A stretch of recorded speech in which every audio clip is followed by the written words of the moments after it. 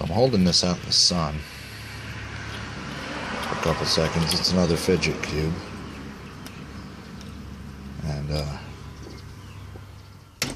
soon as I close the door, you can see it's glowing a little bit.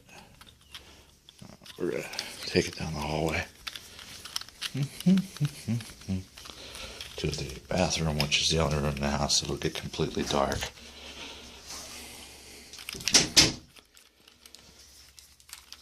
And there you go.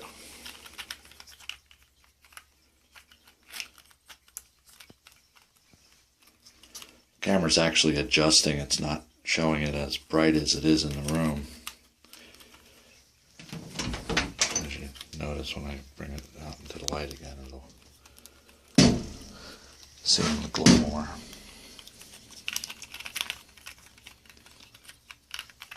But yeah, it's still very visibly glowing.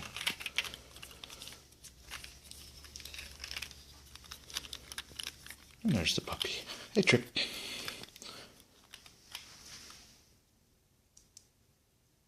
Nothing of interest. Okay.